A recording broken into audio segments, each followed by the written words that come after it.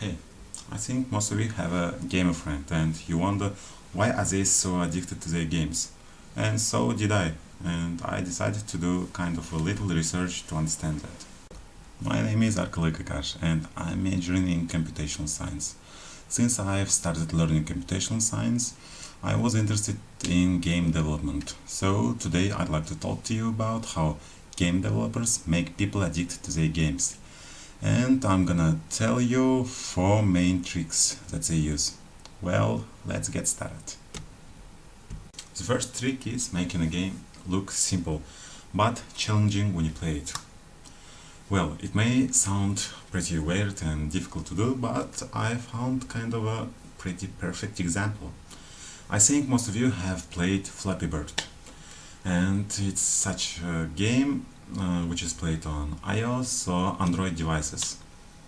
And here I made a kind of a rough sketch. Here you can see a bird and 4 columns. The aim of this game is to go through as many columns as you can. And when you look at it for the first time, it is so simple and it is extremely easy.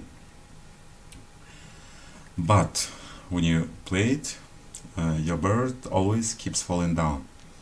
And in order to make it fly, you should tap on the screen of your device. And when you tap on it, it flies pretty high and it's difficult to control it. And you may easily touch these columns. And when you touch these columns, you lose. Unfortunately, most of the people just don't realize how challenging this game is. So, they will keep playing it until they beat it, because when they first saw this game, it was simple and they considered this as a simple game. And let's move on. The next trick is making a game set the highest scores, because people just love to compete. They love to beat their own high scores or their friends' high scores, and there are even such players who can, stay awake for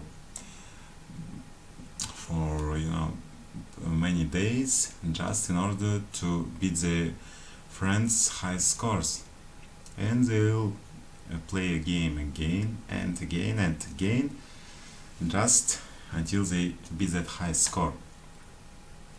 And this makes them very addictive.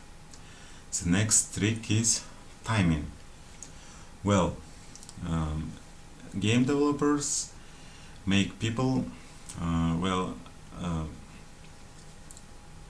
not to be able to play a game for like more than a minute, because when a player plays longer than a minute, he or she may get exhausted, because maybe they won't start it again and they will just give up. But when a player plays less than this amount of time, they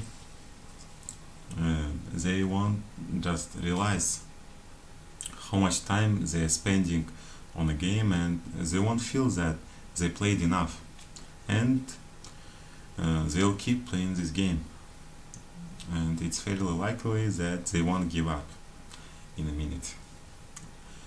Well, let's move on to the fourth and one of the most powerful tricks. It is making as less options as you can.